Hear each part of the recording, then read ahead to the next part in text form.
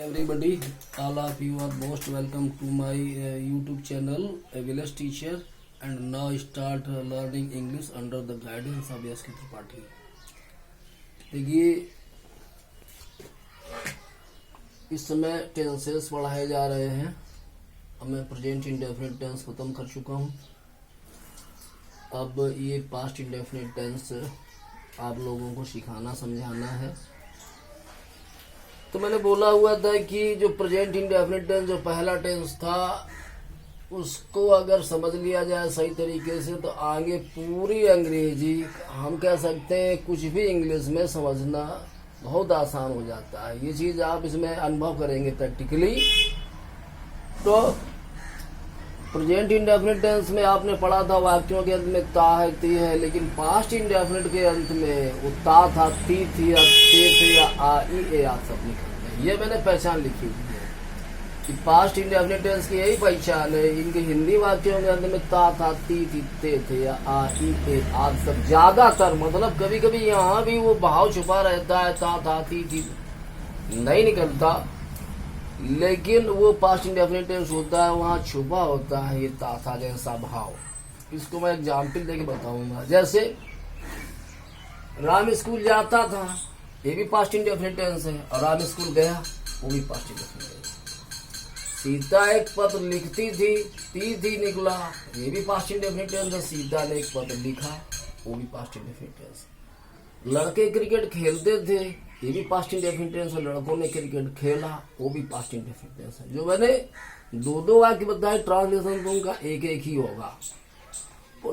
ये निकल रहा है, लड़के क्रिकेट खेलते थे निकला। तो जब बोला उसी को कि लड़कों ने क्रिकेट खेला तो आ निकला, स्वर निकला आ।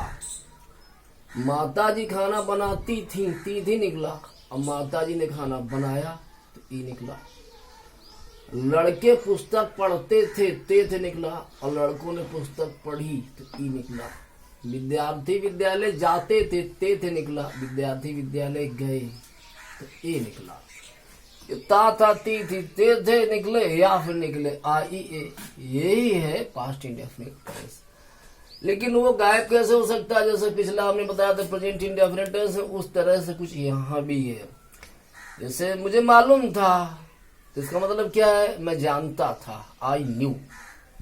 वो दोनों का ट्रांसलेशन वही है, लेकिन वहां मालूम था में ता था नहीं आ रहा। ऐसे उसे कौन सी किताब सबसे ज्यादा पसंद थी, तो थी नहीं आया, लेकिन वो कौन सी किताब सबसे ज्यादा पसंद करता था, ये सेंस है। तो ज्यादातर हमने लिख दिया पंचान में।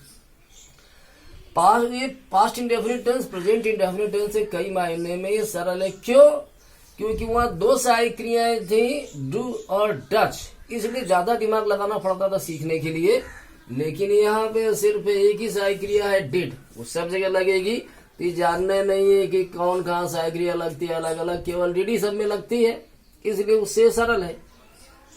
अब वर्ब के फॉर्म के बारे में जानते हैं क्या कि मुख्य क्रिया का फर्स्ट फॉर्म भी प्रयोग कर लेते हैं और सेकेंड भी प्रयोग होता है, दोनों ही चलते हैं। वो कैसे?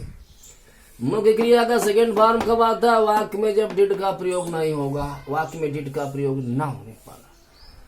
लेकिन अगर वाक्य में डिड आ जाएगा तो मुख्य क्रिया का फर्स्ट फॉर्म यानी बेस्ट फॉर्म लिखा जाएगा, जो फर्स्ट फॉर्म है। ये फर्स्ट फॉर्म भी प्रयोग होगा और सेकेंड फॉर्म भी प्रयोग होगा।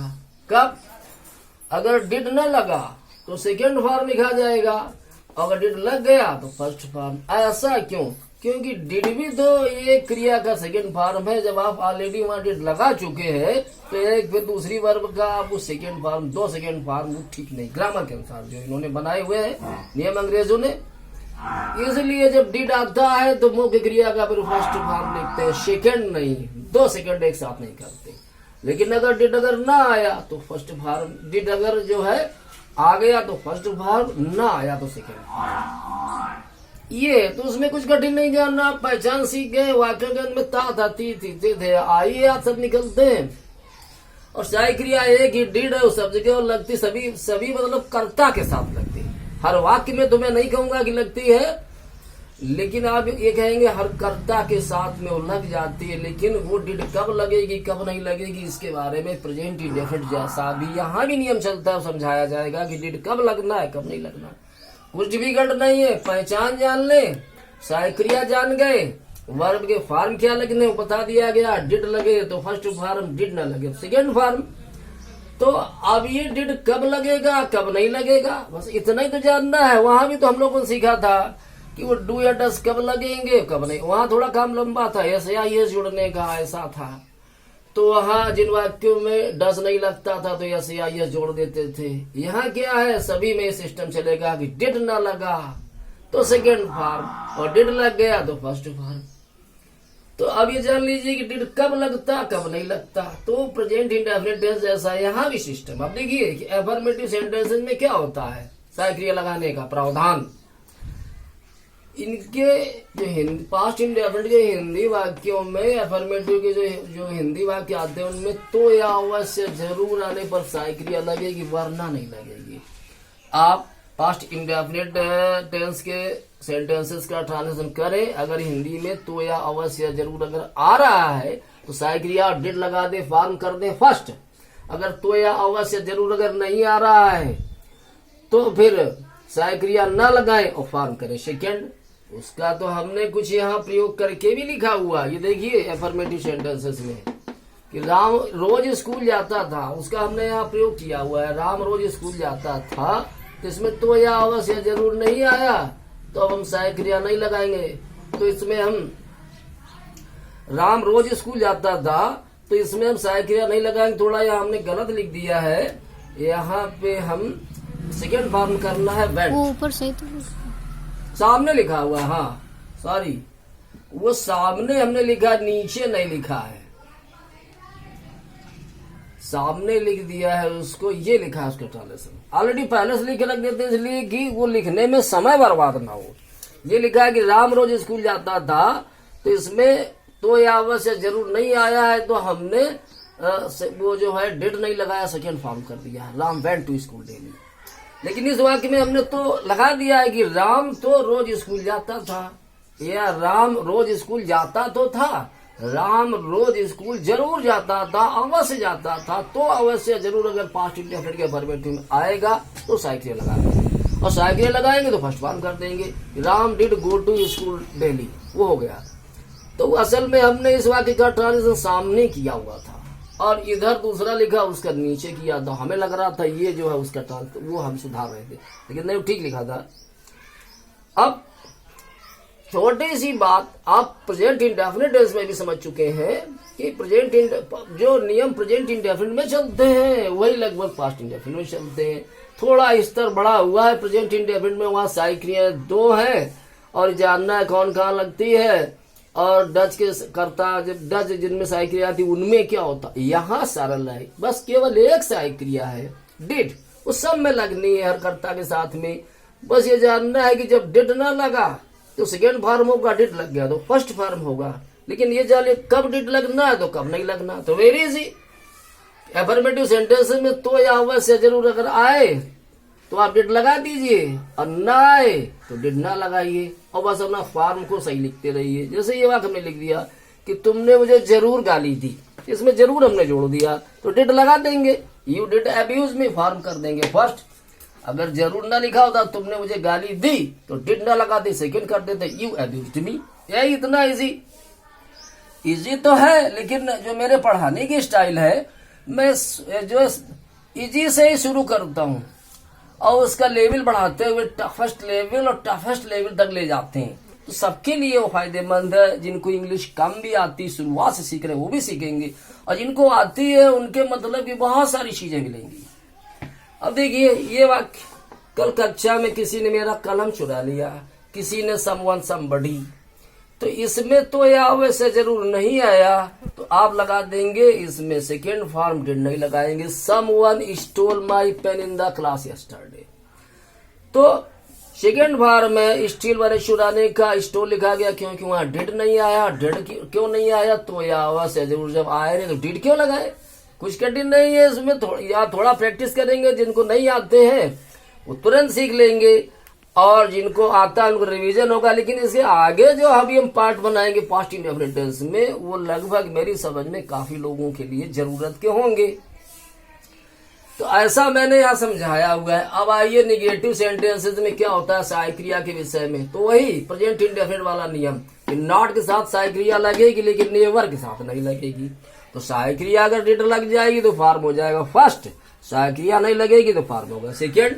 तो हमने इसका यूज भी किया है निगेटिव सेंटेंस में यहाँ पे ये कि कल मैं वहां नहीं गया तो नहीं आ रहा है तो केवल नॉट चलेगा, और नॉट जो है बिना सहायक क्रिया के नहीं लिखते। तो सहायक क्रिया लगाएंगे डिड और फॉर्म कर देंगे first, I did not go there yesterday. फिर इसमें नेवर का प्रयोग हमने करवा दिया इस वाक्य में, कभी नहीं हिंदी में कर दिया, मैं वहां कभी नहीं गया। तो कभी नहीं की अंग्रेजी आपको नेवर लिखनी पड़ेगी, और सहायक क्रिया तो वाली नहीं, नेवर के साथ में आती नहीं, तो फॉर्म होगा second, I never went there, मैं वहां कभी नहीं गया। तो ये भी ऐसा मैं नहीं कहता हूं कि सबको ये नहीं आता, लेकिन हाँ जो मैं पढ़ाता रहता हूं मैं देखता हूं कि बहुत लोग गलतियां करते हैं इन्हीं चीजों में। वो सीख लेंगे, जिनको आता है उनका रिवीजन होगा, लेकिन इसके आगे जो भी पार्ट बनेंगे थोड़ा वो जो है अच्छे आकर्षक इंटरेस्टिंग बनेंगे और उसको बेनिफिशियल भी होंगे, पढ़ने में उनको मजा आएगा जिनको ये चीजें आती हैं। तो अब हमने ये यहाँ वाक्य लिखा हुआ है दो कि कल मैं वहां नहीं गया, I did not go there yesterday, मैं वहां कभी नहीं गया, I never went there. Ram झूठ नहीं बोलता था, अब इसमें कभी नहीं तो आया नहीं, केवल नहीं है तो नॉट के साथ में सहायक क्रिया लगेगी। Ram did not tell a lie, did लगा तो फर्स्ट फॉर्म टेल हो गया। और जो ऐसे लिख दिया राम कभी झूठ नहीं बोलता था तो नेवर आ गया, तो नेवर में सहायक क्रिया आनी नहीं तो सेकेंड फॉर्म होगा, राम नेवर टोल्ड अ लाई हो गया। ये बात देखिए, मैंने कभी किसी को गाली नहीं दी, तो इसमें कभी यहाँ लिखा हुआ है, नहीं यहाँ लिखा हुआ है। कभी नहीं को थोड़ा जो है दो शब्दों को अलग अलग लिखा है, बीच में ये दो शब्द जोड़ दिए।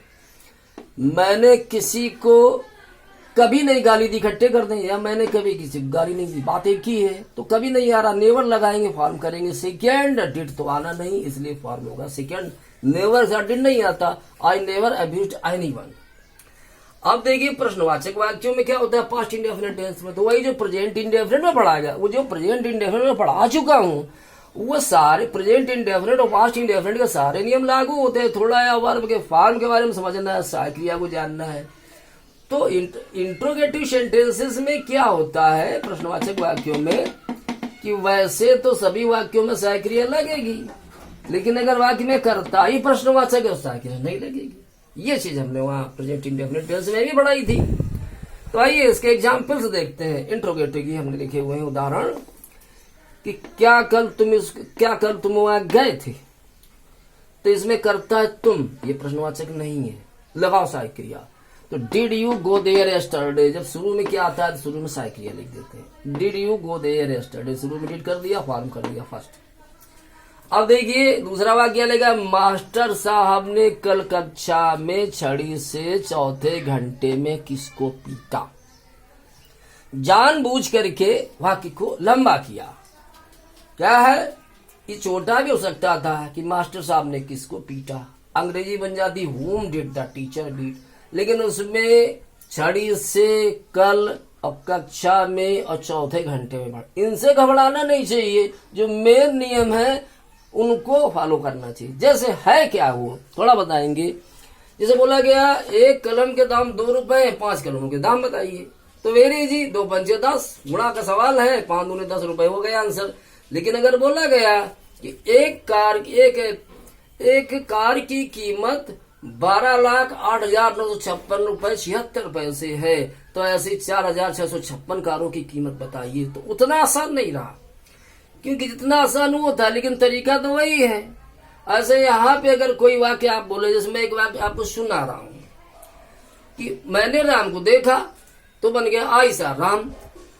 और जब इसको लंबा कैसे कर देंगे, पास्ट इंडेफिनिट जो मैं वाक्य बोलने वाला हूं वहां भी है कि अगले दिन जब मैंने जहाज राम जी को एक रेस्टोरेंट में अकेले जलपान करते हुए देखा, तो मैं उस कहानी के बारे में बिना सोचे हुए नहीं रह सका जो मुझे मेरे बचपन में मुझे सुनाई गई थी और रटाई गई थी, वो चींटी और टिड्डे की कहानी। अब वो वाक्य लंबा हो गया, लेकिन उसे पास्ट इंडेफिनिट टेंस आ रहे हैं कि अगले दिन जब मैंने जहाज राम जी को एक रेस्टोरेंट में जलपान करते हुए देखा तो वहां भी आ रहा है, तो मैं उस कहानी के बारे में बिना सोचे नहीं रह सका, तो पास्ट इंडेफिनिट तो वहां भी है, लेकिन वाक्य वो लंबा है। तो कहीं प्रीपोजिशन, तो कहीं मीनिंग से और रीडिंग से आप कंप्लीट करवाएंगे। और ट्रांसलेशन जब स्तर बढ़ाते हैं तो कर देते हैं ऐसा। मैंने राम को देखा, ऐसा राम। और जो हमने बोला कि अगले दिन जब मैंने जॉर्ज रामजे को एक रेस्टोरेंट में अकेले जलपान करते हुए देखा तो मैं इस कहानी के बारे में बिना सोचे हुए नहीं रह सका, जो मुझे बचपन में सुनाई गई थी, वो चींटी और टिड्डे की कहानी। तो अंग्रेजी कैसे बोलेंगे कि when the other day I saw Judge Ramje lunching by himself in a restaurant, I could not help thinking of this fable that was told to me in my childhood, the story of the ant and the grasshopper। वहां से बोल दिया। तो अंग्रेजी ऐसे ही बनती है। तो मैं तो एक उस लेवल से सिखा करके जो मैंने वहां की बोला वहां तक तो उसको ले ही जाते हैं, और ऐसा कुछ भी अंग्रेजी में अछूता नहीं रहता कि जो मैं पढ़ाता हूं। धीरे धीरे सारी चीजें अभी एक्सप्रेस होंगी। तो अब आइए इंट्रोगेटिव में हम समझ रहे थे क्या, इस वाक्य को लंबा कर दिया कि मास्टर साहब ने कल कक्षा में छड़ी से चौथे घंटे में किसको पीटा। तो ये whom did the teacher beat, जल्दी करो। मास्टर साहब ने किसको पीटा और विद स्टिक एक छड़ी से इन द क्लास कक्षा में इन द 4th पीरियड, चौथे घंटे में स्टडी कल। वो घंटा पीरियड अवधि या बेला, ये घंटा आवर 60 मिनट वाला नहीं, इस लोग को पीरियड लिखते हैं। अब ये कुछ वाक्य हमने लिख दिए हैं आपको ये बिल्कुल क्लियर करने के लिए कि कर्ता प्रश्नवाचक क्या है और कर्ता प्रश्नवाचक क्या नहीं है, सहायक क्रिया कब आनी है, सहायक क्रिया कब नहीं आनी है। तो जैसे वाक्य उसकी बहन ने किसकी पुस्तक फाड़ दी और किसकी बहन ने उसकी पुस्तक फाड़ दी। तो यहाँ करता क्या है कि उसकी बहन ने, यही करता है, किसकी पुस्तक तो ऑब्जेक्ट, फाड़ना क्रिया है। यहाँ करता प्रश्नवाचक नहीं, उसकी बहन है। लेकिन किसकी बहन ने उसकी पुस्तक फाड़ दी, तो राम की बहन है, ऐसे ये करता ही है किसकी बहन। यहाँ पूरा करता के किसकी बहन है, जो कि कर्ता प्रश्नवाचक इंट्रोगेटिव है। तो इसमें कर्ता प्रश्नवाचक नहीं सहायक क्रिया लगाएंगे और इसमें कर्ता प्रश्नवाचक सहायक क्रिया नहीं लगाएंगे। यहाँ सहायक क्रिया लगाएंगे फॉर्म होगा फर्स्ट, यहाँ सहायक क्रिया नहीं लगाएंगे फॉर्म होगा सेकेंड। उसकी बहन ने किसकी पुस्तक फाड़ दी, हुज बुक इकट्ठे लिखेंगे, ऑब्जेक्ट किसकी पुस्तक, सहायक क्रिया डिड लगाएंगे। सिस्टर कर्ता प्रश्नवाचक नहीं है, टीयर माने फाड़ना first form. Whose book did his sister tear, किसकी बहन ने उसकी पुस्तक फाड़ दी, तो हुज सिस्टर ये कर्ता प्रश्नवाचक है। अब सहायक क्रिया नहीं यानी वर्ब का सेकंड फॉर्म आएगा, तो हुज सिस्टर टोर सेकंड फॉर्म फाड़ दी हिज बुक उसकी किताब। अगला वाक्य, उस स्त्री ने कौन सी कहानी लिखी, उस स्त्री ने कर्ता प्रश्नवाचक नहीं है, और कौन सी स्त्री ने वह कहानी लिखी, ये कौन सी स्त्री यहाँ कर्ता प्रश्नवाचक है। हमने यहाँ हिज का प्रयोग किया है, वहां हुज का प्रयोग किया हुआ था। तो उस स्त्री ने कौन सी कहानी लिखी, कौन सी कहानी, विच स्टोरी, ये ऑब्जेक्ट है। विच स्टोरी डिड दैट लेडी, ये कर्ता प्रश्नवाचक नहीं है, first form right. Which story did that lady right. और कौन सी स्त्री ने वह कहानी लिखी, ये कर्ता प्रश्नवाचक है, तो विच लेडी, कौन सी स्त्री ने, यहाँ सहायक क्रिया आनी नहीं, कर्ता प्रश्नवाचक फॉर्म होगा सेकेंड, रोट दैट स्टोरी। उन लड़कों ने कितने आम खाए, तो उन लड़के ये दोस्त बॉयज कर्ता प्रश्नवाचक नहीं है इसमें, तो सहायक क्रिया लगेगी कितने आम, ये ऑब्जेक्ट प्रश्नवाचक है। तो हाउ मेनी मैंगोज, कितने आम डिड दोज बॉयज ईट, उन लड़कों ने खाए। लेकिन यहाँ कितने लड़कों ने वे आम खाए जो रखे हुए थे, कितने लड़कों ने वे आम खाए, कितने लड़के, यहाँ कर्ता प्रश्नवाचक है। तो हाउ मेनी बॉयज, कितने लड़कों ने, यही कर्ता प्रश्नवाचक है, सहायक क्रिया नहीं यानी सेकेंड फॉर्म होगा 8 दोज मैंगोज। असल में मोबाइल कम बढ़िया काम कर रहा है, इसलिए थोड़ा जल्दी कर आगे अगले वीडियो थोड़ा बेहतर बनाने की व्यवस्था करके करेंगे। आप सीखिए, अभी अगला वीडियो की इंतजार करिए। धन्यवाद।